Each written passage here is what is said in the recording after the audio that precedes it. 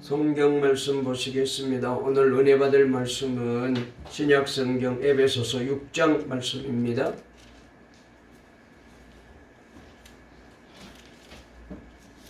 신약 성경 에베소서 6장 1절 말씀부터 4절까지 말씀을 같이 읽도록 하겠습니다. 신약 성경 316페이지에 있는 말씀 에베소서 6장 1절부터 4절까지입니다. 우리 말씀을 다 찾으신 줄 알고 함께 말씀을 합독하겠습니다. 시작. 자녀들아, 주 안에서 너희 부모에게 순종하라. 이것이 옳으니라.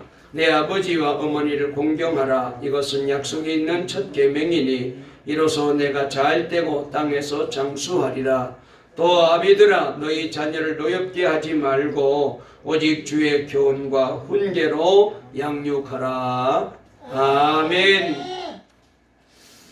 새달 5월달을 맞이했습니다. 우리 앞뒤 좌우에 있는 분과 인사 나누실까요? 이렇게 인사하십시다. 5월 한 달 동안도 복된 한 달 되세요. 주님의 사랑과 은혜가 넘치시기 바랍니다. 또 다시 한번요. 귀한 자녀들을 하나님이 축복하실 줄 믿습니다. 아멘. 오늘 설교 제목 한번 따라해 보실까요? 자녀가 잘 되는 비결.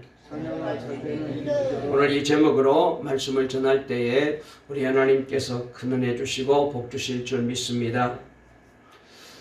여러분, 많은 사람들이 1년 중에서 가장 좋은 계절을 5월이라고 얘기들 합니다.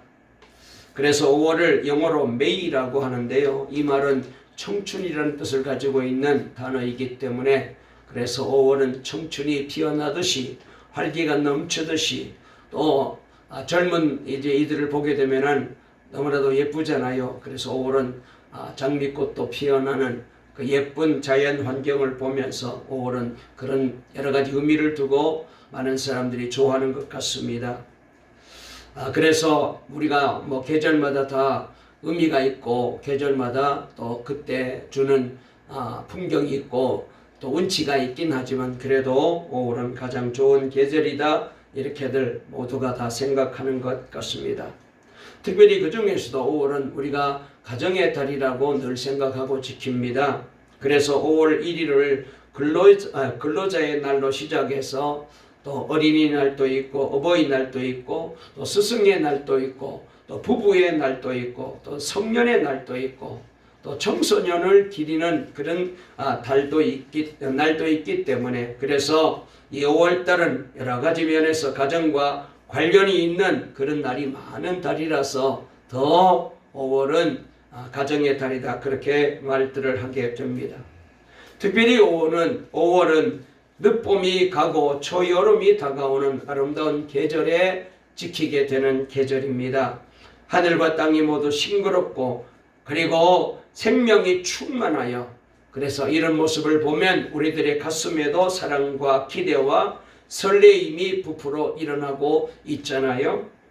그래서 이 복된 계절에 다시 한번 주의 이름으로 여러분들을 축복합니다. 우리 모든 성도님들의 가정마다 모두가 다 바라고 원하시는 소원과 기도가 응답되시고 그리고 하나님께서 복 주셔서 가정마다 감사와 기쁨이 넘치고 행복이 넘치시기를 주의 이름으로 축원합니다. 그 중에서도 오늘은 하나님께서 우리에게 주신 자녀들을 축복하며 어린이 주일로 예배를 드리려고 합니다.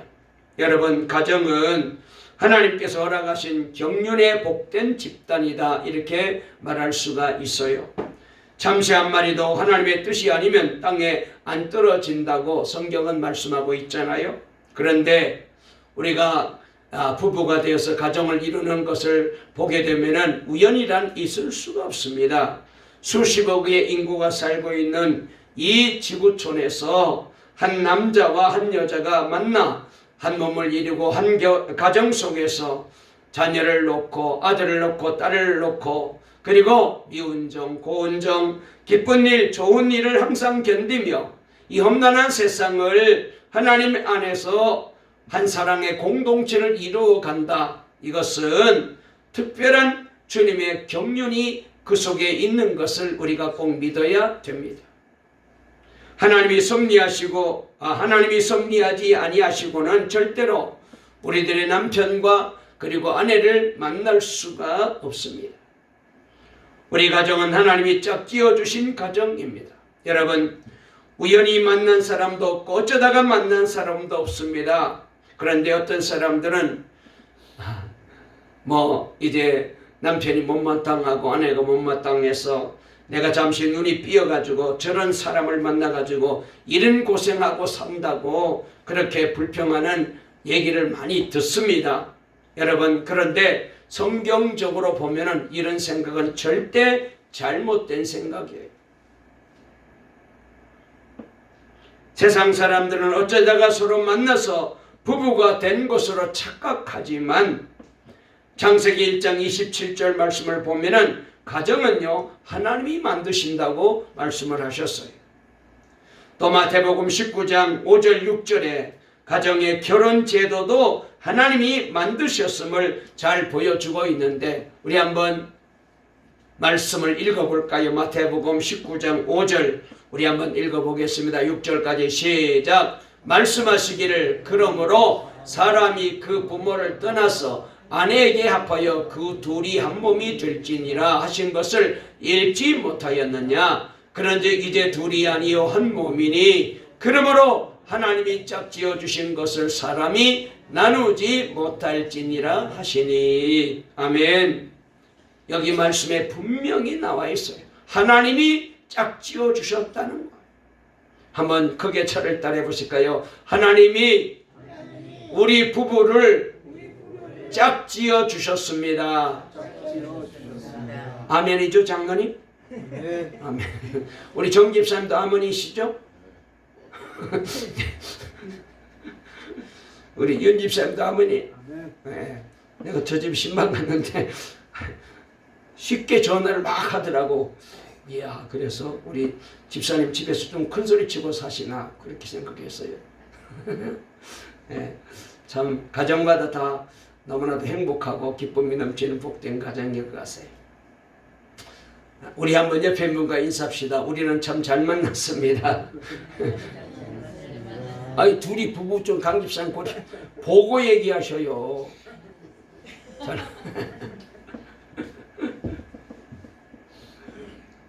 여러분, 그런 거로 엄밀한 의미에서 성경을 보면은 하나님은 이 땅에 먼저 학교를 세우지 아니하시고 국가를 세우지도 아니하셨습니다. 아담과 하와를 통하여 하나님이 기뻐하시는 가정을 세웠습니다. 그러므로 우리가 꼭 기억해야 될 것은 오늘 이 시간 어떤 일이 있더라도 내 믿음의 가정을 하나님이 기뻐하시는 가정이 되도록 힘쓰고 애쓰면서 이날을 한날의 행사로 어린이 주일로 지키지 마시고 아까 우리 집사님이 그렇게 기도하셨는데 정말로 행사로 끝나지 아니하시고 하나님이 기뻐하시는 가정이 되게 해주시옵소서. 하나님이 복 주시는 우리 자녀가 되게 해주시옵소서. 기도하는 날이 되어주시기를 바라고 그 기도가 다 우리 성도들의 가정에 응답되시기를 주의 이름으로 축원합니다. 한번 저를 따라해 보실까요? 하나님이 기뻐하는 가정이 되게 해주세요. 또요, 하나님이 복 주시는 자녀가 되게 해주세요. 아멘. 가정을 주신 하나님께서 또 그 가정 속에 하나님이 기업을 내려주셨습니다. 태의 열매로 아들과 딸들을 하나님이 주셨습니다. 어린이는 우리 가정의 기쁨이요, 그리고 우리의 보배요, 그리고 우리의 자랑이며 내일의 희망과 기대가 우리 자녀들에게 있어요. 푸른 꿈나무들이라고들 말하지 않습니까? 이런 자식들이 있는 가정은 흐뭇한 인생의 안식처가 되고 행복에 중요한 창조의 원이 되며 인간을 아름답게 만드는 도장이요, 그리고 하나님이 허락하신 축복의 보금자리가 바로 가정입니다. 가정은 몇 가지 기능이 잘 받쳐주어야 좋은 가정이 될 수 있어요. 첫째로 가정은 무엇보다도 경제적 기능이 중요합니다. 먹고 입고 교육시키고 결혼시키며 사는 것이 중요합니다. 그렇게 부자일 필요는 없지만 그래도 가정이 가난하면은 가정으로서의 기능을 유지하기가 좀 힘들어요. 그래서 하나님께서 하나님께 물질적인 축복을 달라고 우리가 늘 기도하는 이유가 바로 그런 이유입니다. 우리가 뭐 엄청나게 부자가 돼가지고 떵떵거리며 살기 위해서 물질의 복을 달라는 것이 아니라 하나님의 뜻대로, 그래서 가정이 잘 서지도록, 그래서 우리 하나님께 복을 달라고 기도하는 거죠. 우리 동강의 성도들의 가정마다 경제적으로 어려움 당하는 가정이 하나도 없도록 우리 하나님께서 우리 성도들의 가정마다 물질의 축복을 주시기를 주의 이름으로 축원합니다. 두 번째로, 가정의 기능은 교육적인 기능이 중요해요. 소위 가정교육은 중요합니다. 모세가 어머니 요게베스로부터 가정교육을 젖될 때까지 받았습니다. 그리고 젖이 떨어지자마자 애굽 궁중으로 모세가 이제 넘겨졌잖아요. 그런데 어머니가 그 집에 유모로 들어가서, 그래서 궁중에서 모세가 마흔이 되도록까지 계속해서 이 어머니 요게벳의 신앙 교육을 받았어. 나중에 민족을 구원하는 위대한 지도자로 쓰임받게 되었어요. 모세는 어머니의 가정교육, 신앙교육이 궁중교육으로까지 이어지게 되었고 위대한 모세가 되게 만들었습니다. 사무엘도 어머니의 신앙교육으로 그리고 기도의 모범으로 민족의 지도자가 되지 않았습니까? 그러므로 여러분, 우리 부모님들도 가정 안에서 우리 자녀들을 신앙으로 잘 교육시키시고 기도의 모범을 보이시고 하나님을 섬기고 예배 드리는 모범을 보이시고 신앙의 모범을 보여서 여러분들의 그 귀한 모범을 따라 우리 자녀들이 절대로 세상 길로 나가지 않고 믿음 안에서 하나님의 백성으로 잘 자라서, 그래서 모세처럼 그리고 사무엘처럼 크게 쓰임받는 축복의 자녀들이 다 되어지기를 주의 이름으로 축원합니다. 또 세 번째로, 가정의 기능 중에 중요한 기능은 기쁨의 기능입니다. 가정은 웃고 즐거워야 합니다. 가정은 행복해야 돼요. 조금은 못마땅하고 허물이 보여도 서로 아내와 남편이 양보하고 허물은 덮어주고 그리고 사랑으로 기도하며 행복의 근원이 되는 우리 주님을 모시고 날마다 우리 동강교회 성도들의 가정에 기쁨이 넘치는, 그리고 행복이 넘치는 복된 가정을 이루게 되시기를 주의 이름으로 축원합니다. 네 번째로, 가정의 기능 중에 중요한 기능은 사명적인 기능입니다. 하나님 앞에 사명을 가진 가정이 하나님 앞에 충성된 사람이고 가정입니다. 우리가 성경에 보면은 부부가 함께 교회를 섬기고 사명을 위해서 멋지게 쓰임받는 가정들이 많잖아요. 그 중에 사도 바울을 섬기면서 교회를 섬기는 훌륭한 사명을 감당했던 브루스길라와 아굴라 부부는 대표적인 귀한 부부라고 생각이 됩니다.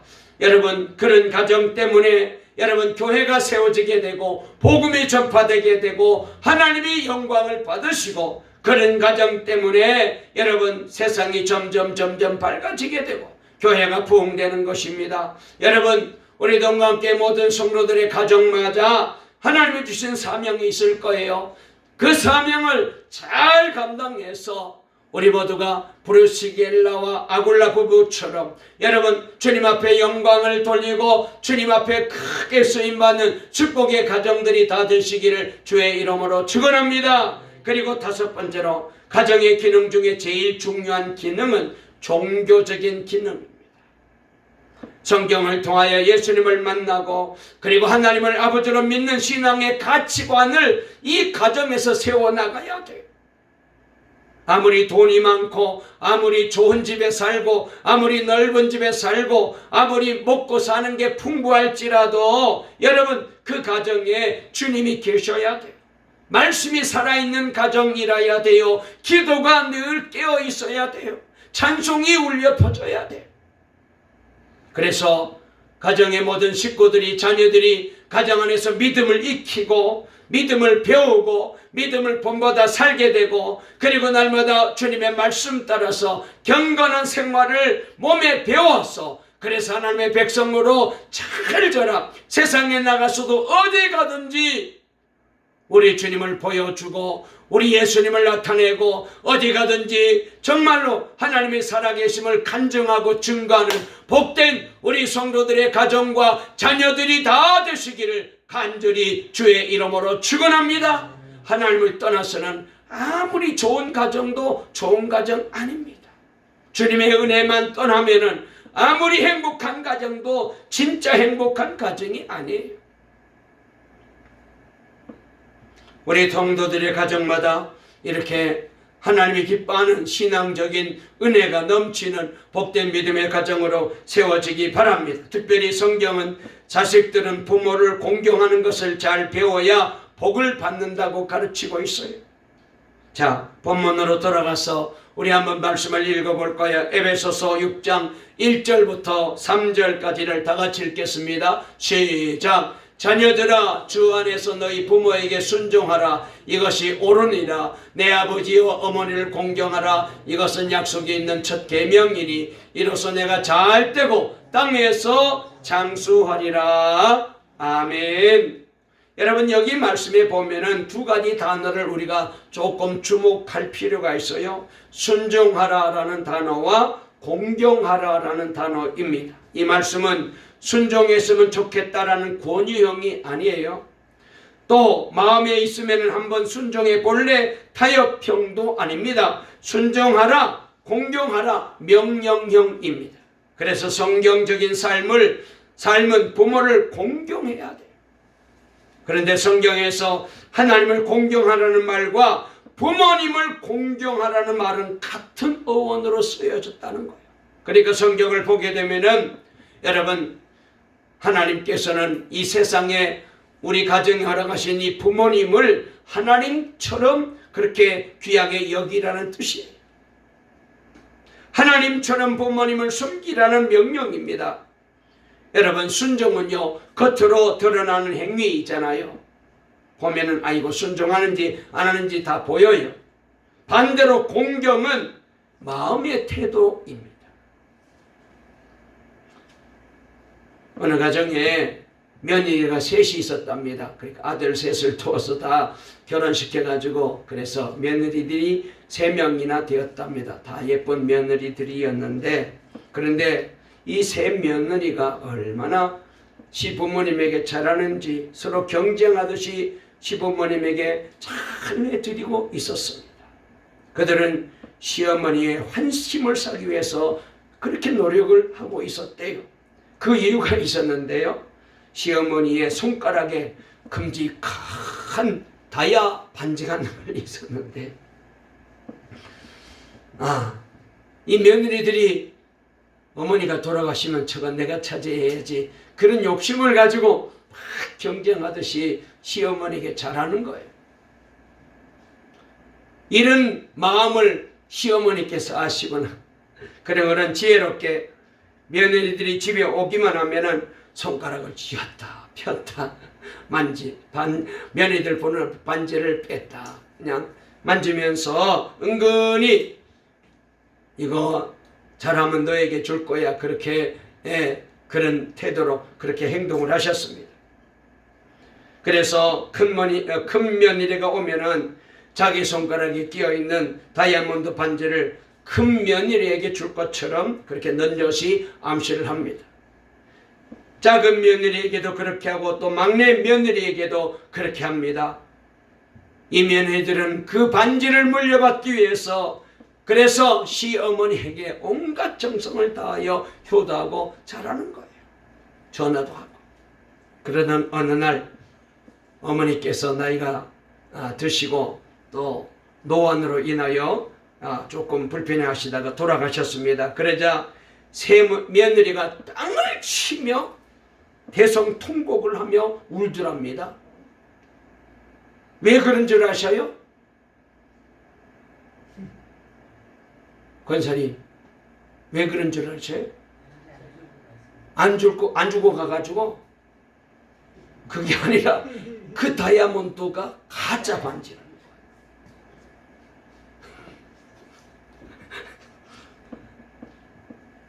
알고 보니까 다이아몬드 반지가 진짜가 아니고 형편없이 값싼 가짜 반지인 거였어요.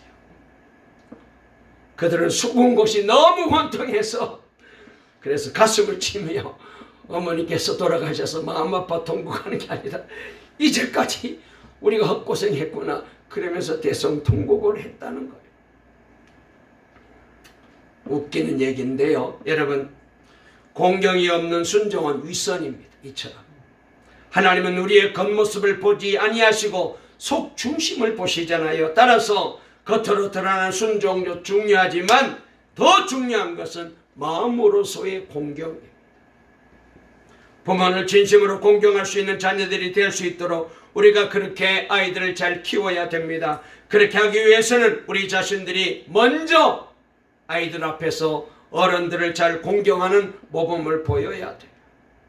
본을 보임으로써 우리 자녀들도 우리를 절로 공경할 수 있도록 그렇게 키워야 되는 것입니다. 자녀를 키우는 부모들의 동일한 마음이 있다면 그것은 우리 자녀들이 잘 되기를 바라는 마음이잖아요. 부모는 자신은 못 먹고 못 입을지언정 자녀가 잘 되기를 바라는 분이십니다. 부모님들은 자녀들이 잘 되길 바라서 열심히 뒷바라지하시고 자녀가 잘 되는 것을 자신이 잘 되는 것보다 더 기쁘게 여기시는 것이 우리 부모님이십니다. 그런데 오늘 말씀을 통해서 깨닫게 되는 것은 자녀가 잘 되기를 바라는 것은 육신의 부모님만 가지고 있는 마음이 아니라는 것. 각 가정의 자녀가 잘 되기를 바라는 분은 그 자녀들을 그 가정에 보내신 하나님도 그렇게 하신다. 그리고 하나님께서는 그 자녀가 잘 되기를 그 어떤 부모님보다 더 간절히 원하고 계셔. 그래서 자녀가 잘 되는 법도 우리에게 알려주고 계셔. 육신의 부모는 자녀가 잘 되기를 바라지만 그 방법을 알지 못해서 실패할 수도 있지만 하나님께서는 어떻게 하는 것이 자녀가 잘 되는 길인지를 명시하고 계시고 그리고 그것을 분명한 약속으로 우리에게 확증해 주십니다. 그러므로 오늘의 말씀은 비단 어린 자녀들에게 해당하는 말씀이 아니라 우리 모두에게 해당되는 말씀입니다. 왜냐하면 우리 모두는 누군가의 자녀이기 때문에 그렇습니다. 아무리 나이를 많이 드셨을지라도 그래도 우리는 부모님이 계셨고 그 부모님의 자녀이잖아요. 우리 부모도 자녀가 잘 되기를 원하고 우리 자녀들도 자신들이 잘 되기를 원치 않겠습니까? 이 세상에 나는 대충 인생 살다가 죽을 거야 이런 생각, 이런 마음을 가지고 있는 사람은 거의 없습니다. 자, 그러면 오늘 말씀을 통해서 우리의 자녀가 잘 되는 법, 그리고 우리 모두가 잘 되는 법은 무엇인지 말씀을 조금 다시 한번 정리해서 몇 말씀 더 드리겠습니다. 첫째로 먼저가 자녀가 잘 되는 법은 하나님이 우리의 진정한 아버지가 되신다는 이 믿음을 가져야 돼요. 자, 한번 저를 따라해 보실까요? 하나님이 나의 아버지십니다. 아멘. 자, 요한복음 1장 12절 말씀 우리가 잘 아는 말씀인데요. 자, 여기 말씀에 보게 되면은 읽어볼까요? 시작. 영접하는 자 곧 그 이름을 믿는 자들에게는 하나님의 자녀가 되는 권세를 주셨으니 할렐루야. 너무나도 잘 아는 말씀입니다. 누구든지 예수님을 나의 구주로 믿게 되면은 구원받을 뿐만 아니라 그렇게 되는 순간 우리는 다 하나님의 자녀로 태어나게 됩니다. 예수님을 믿을 때 하나님께서 우리에게 주시는 권세가 있는데 그것은 바로 하나님의 자녀가 되는 권세예요. 그 말씀 곧 하나님은 자신이 우리 아버지가 되시고 우리는 그의 자녀가 되어서 하나님과 한 가족으로 우리가 살아가게 되기를 원하신다는 것. 예수님을 믿는 우리들 향해서 하나님은 이렇게 말씀하십니다. 너 내 가족 하자 말씀하시고 우리를 그렇게 불러 구원해 주시고 자녀로 삼아 주신 거예요. 얼마나 놀라운 은혜인지 몰라요. 사실 사람을 처음 만드실 때에 하나님께서는 사람들을 자신의 자녀로 삼고 한 가족을 이루고 살기를 원하셨잖아요. 그래서 사람들을 만드실 때 자녀가 그 부모를 닮아서 태어나듯이 하나님께서는 사람에게 하나님의 형상과 모양으로 우리를 만드셨어요. 하나님의 잘됨을 경험하는 자녀는 하나님을 자신의 아버지로 깨닫고 내가 하나님의 아들과 딸이라는 믿음의 고백을 가지고 살아가는 사람들입니다. 1200년대에 이탈리아에서 활동했던 성자 프란치스코 대한 일화가 많잖아요. 우리가 너무나도 이분에 대해서 잘 아는 것은 평화의 기도라는 찬양입니다. 주여 나를 평화의 도구로 써 주소서. 성 프란치스코는 사실 부유한 집안의 아들로 태어나서 어려서부터 화려한 옷을 입고 부유한 친구들과 어울리며 세상을 즐기며 살았습니다. 그런데 그러한 삶의 허무함이 곧 찾아오게 되었고 영적인 방황을 하게 됩니다. 그러다가 하나님을 만나는 놀라운 영적인 경험을 하게 됩니다. 1205년에 페루자 정복을 위해 한 백작이 군대를 모집했는데 그 군대에 자원 입대하기 위해서 길을 떠났다가 환상을 보게 됩니다. 그리고 프란치스코는 하나님을 섬기기로 작정하고 집으로 돌아온 그는 복음을 전하고 가난한 사람들을 먹이고 입히는 일들을 하게 되었는데 아버지는 그 모습이 영 마음에 들어하지 않습니다. 아버지는 큰 부자였고 특별히 아버지는 포목상 주인이었는데 비단 장사였어요. 그래서 아들이 자신의 사업을 이어받아 잘 되기를 바랐는데 아들이 그런 아버지의 생각은 절대로 안 하고 날마다 돌아다니면서 전도하고 기도하는 것을 보니까 도무지 마음에 안 들었어요. 더군다나 옷감을 팔아가지고 그 돈으로 사업을 더 크게 늘려야 되는데 그렇게 하지 않고 교회를 수리하고 교회 짓는데 다 헌금해 버리고 마는 거예요. 그리고 돈만 생기면 가난한 사람들을 도와주고 이 아들을 보고 몹시 화가 났습니다. 결국 아버지 피에트로 프란체스코는 그 아들이 마음에 들지 않아서 그래서 자신의 모든 재산 상속권을 저 아들에게 주지 않겠다는 재판을 열었어요. 나는 저 아들에게는 내 재산을 물려줄 수 없다. 재판을 열어가지고 그래서 아들에게 재산을 물려주지 않겠다는 판결을 판사로부터 받는 자리를 만드는 거예요. 그때 프란치스코가 아들이 재판관 앞에 나와서 이렇게 말합니다. 이제부터 저는 아버지 피에트로 베르나르도네를 아버지라고 부르지 않고 하늘에 계신 우리 아버지만을 나는 아버지로 부르고 살겠습니다. 이렇게 선언했어요. 이렇게 말하는 프란치스코는 자신의 상속권은 물론 부친과의 관계마저 포기한다고 선언하고 대중 앞에서 자신이 가지고 있는 돈뿐만 아니라 입고 있던 옷을 다 벗어서 나 이거 더 이상 아버지에게부터 받은 것 내가 입고 다니지 않겠습니다. 다 그 재판관 앞에서 옷을 벗어 아버지에게 다 돌려주었어요. 사실 너무나도 극단적인 모습이죠. 이렇게 하기가 쉽지 않은데 여러분 오늘날 많은 가정들이 자신들의 진정한 아버지를 잊어버리고 살 수 있어요. 우리 모두는 육신의 부모의 자녀이기 전에 하나님 아버지의 자녀인 줄로 믿어요. 그리고 하나님께서는 그 자녀가 잘 되기를 원하시고 복받기를 원하셔요.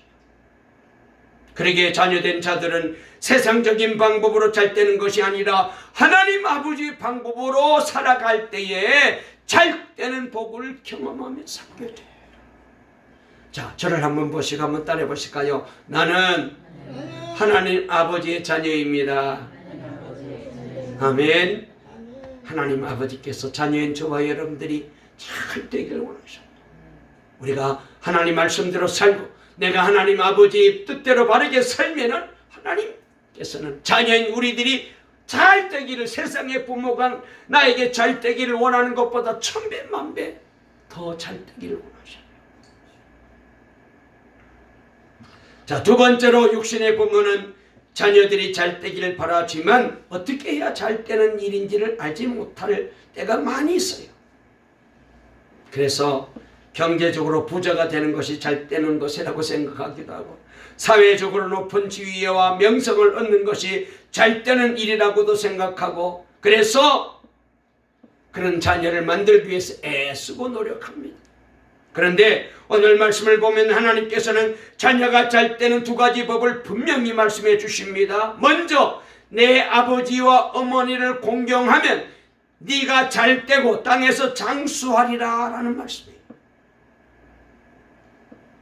에베소서는 내 부모를 공경하라는 명령이 약속이 있는 첫 계명이라고 우리에게 가르쳐주고 있어요. 하나님께서 십계명을 주실 때 특별히 부모를 공경하라는 명령에는 그에 따르는 약속을 주고 있는 것을 우리가 십계명을 통하여 보면 알잖아요. 사실 다른 계명은 무엇을 하라거나 하지 말라는 명령으로 맞춰집니다. 그런데 부모를 공경하라는 계명을 지키는 자녀에게는 약속을 주셨는데 네가 잘 되고 땅에서 장수하리라, 그런 약속을 주셨어요. 하나님께서는 자녀가 잘 되는 법으로 부모 공경의 방법을 알려주신 것입니다. 세상을 보면 사람들로부터 공경을 받는 사람들이 많이 있습니다. 그런데 공경의 기준을 보면은 사회적으로 성공하고 대단해 보이는 사람들이 공경의 대상입니다. 지금 얼마 있지 않게 되면은 우리가 또 새로운 대통령을 뽑아야 되는데, 그랬는데 어떤 후보는 뭐 아버지라고 그렇게 자꾸 얘기를 하는 모습을 우리가 보게 되잖아요. 존경받는 사람이라고 사람들은 생각하고 그렇게 부르죠, 아버지라고. 그런데 하나님은 우리가 공경할 대상에 대해서 세상의 권세자나 부한자와 같은 업적을 이루어 그래서 그 사람을 공경하라고 하지 아니하고 단순히 내 부모를 공경하라, 이렇게 말씀하죠. 그러니까 우리 부모가 성공해서, 우리 부모가 부자라서, 우리 부모가 유능해서, 우리 부모가 잘나서 공경하는 것이 아니라는 거예요. 다른 부모님보다 자기 부모님이 못나 보일 때도 있을 것입니다. 부자인 부모님의 집에 태어났으면 어떨까 하는 생각을 할 때도 있을 거예요. 그런데 하나님께서 명령하실 때 부모 공경은 부모가 어떤 분이고 나에게 어떻게 해 주었느냐에 대한 반응이 아니라 자녀라면은 부모에게 무조건 공경하는 태도를 가져요. 그럴 때 그 부모가 나를 잘되게 해주시는 것이 아니라 그 부모를 잘 공경하는 그 모습을 하나님이 보고 계시다가, 아하, 저 성도가 내 말대로 사는구나, 내 말대로 순종하는구나. 그래서 내가 우리 부모님을 잘 공경하고 효도하게 되면은 그런 나를 보시고 하나님 아버지께서 우리에게 잘되게 만들어 주시도록 복을 주신다는 거예요. 오늘 자녀들이 다 나와야 되는데 이 자녀들이 안 나와가지고 이 말씀을 가서 대신 전하세요. 유튜브로 듣든지 동방교회 고독통 쳐가지고 아이들이 좀 이 설교, 우리 목사님 설교 좀 들어보라고 좀 전해주세요. 할렐루야.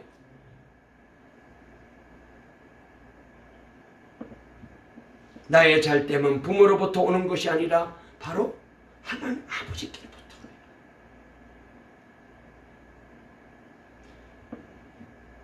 사랑하는 여러분, 저와 여러분도 부모님을 잘 공경해서 그런 모습을 보시고 하나님께서 감동하셔서 여러분들에게 이 땅에 사는 동안에 부족함이 없도록 넘치도록 복을 부어주시기를 주의 이름으로 축원합니다. 마지막 세 번째로, 그리고 하나님은 자녀들이 부모에게 순종하는 것이 옳다고 말씀하셔요. 부모에 대한 공경은 곧 부모에 대한 순종으로 연결됩니다. 부모에 대해서 공경할 때 순종이 있게 되는 거죠. 1700년대 영국의 시인이며 평론가인 사무엘 존슨이라는 사람이 있었는데요. 이 사람이 어느 날 여름날인데 비가 막 장대비가 쏟아지는 그런 날인데 복잡한 장터에서 홀로 몇 시간을 그렇게 비 맞으면서 서 있는 거예요. 장터에서. 사람들이 지나가면서 시인인 줄 알아보고 인사를 해도 인사도 받지도 않고 말을 걸어도 대답도 하지 않고 그냥 서서 눈물만 흘리면서 그 비를 맞으며 그 장터에 서 있는 거예요. 그래서 이 모습을 지켜보고 있던 제자들이 달려와서는 선생님 왜 그렇게 비를 맞고 이 장터에 복잡한데 이렇게 서 계십니까? 들어가셔요. 비라도 피하게 이러다가 건강도 해칠 수 있습니다. 왜 그러세요? 말렸는데도 계속 서 있는 거예요. 그래서 제자들이 아니 왜 그러시냐고 이유를 좀 알고 싶다고 그제서야 이분이 이렇게 말합니다. 들어보세요. 저를 보시고 들어보세요. 사실은 여보게 50년 전 우리 아버지가 바로 이 자리에서 낡은 책을 사고 파는 헌책 장사로 여기에서 일하고 있습니다. 그런데 한 손님에게 어느 날 어떤 책을 갖다 주기로 약속하셨던 모양이야. 그런데 그 책을 손님에게 전달해 주기로 약속한 날 아버지가 몸이 약해서 안 좋으시다며 나에게 아버지 대신 그 손님에게 책을 좀 갖다 주었으면 좋겠다고 말씀을 하시더라고. 그런데 나는 발끈해서 아버지께 이렇게 되돌았지. 헌책 장사하시는 것도 창피스러운데 내가 그런 심부름까지 해야 돼요? 그랬다는 거예요. 내 말을 들으시고 아버지는 아픈 몸으로 장터에 가셨고 그날 이후 몸이 약해져서 시름시름 앓다가 그만 세상을 떠나고 말았다. 50년이 지난 지금에 와서야 지난날 내가 아버지께 순종하지 못한 것, 아버지를 존경하지 못한 것을 후회하고 있다네. 그리고 아무리 후회해도 그것만 가지고는 안 되겠기에 내가 나를 벌주기 위해서 여기 이렇게 서 있는 것이라네. 그랬다는 거예요.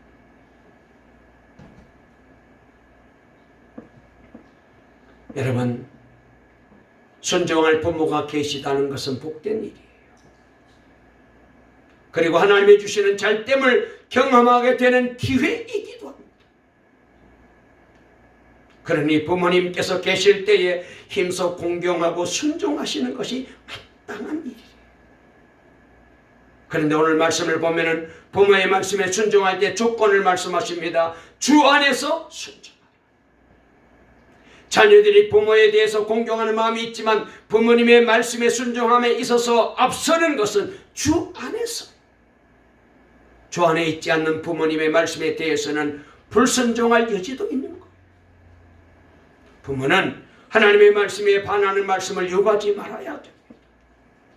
불의한 것들, 거짓된 것들, 악하고 더러운 것들, 다른 사람들을 해치고 미워하는 것들을 자녀에게 요구하면 안 돼요. 선하고 의롭고 진실되고 사랑하는 법을 가르쳐야 돼요. 그러기에 자녀가 잘되게 하고자 할 때에 부모님의 신앙적인 책임도 큽니다. 자녀들이 부모의 말씀과 하나님의 말씀 가운데서 갈등하지 않도록 하나님의 말씀으로 양육해야 되는 거죠. 그래서 4절에서 아비에게 주는 말씀이 있는데 자녀를 오직 주의 교양과 훈계로 양육하라. 이렇게 말씀하고 계십니다. 말씀을 마치겠습니다. 부모에게 순종하라는 계명은 부모가 자녀에게 자신의 생각을 마음대로 주입하고 자신의 마음대로 다스릴 수 있는 의미가 아니라 부모가 하나님의 대언자가 되어서 자녀를 하나님의 자녀로 잘 양육하라고 말씀하고 계셔요. 그러니 자녀가 잘되게 하기 위해서 부모님들은 여러 가지 수고를 하지만 무엇보다도 수고해야 될 일은 부모가 먼저 하나님의 말씀을 잘 알기에 힘써야 되고 그것을 자녀들에게 잘 가르쳐서 주의 말씀에 순종하는 삶을 살도록 해야 됩니다.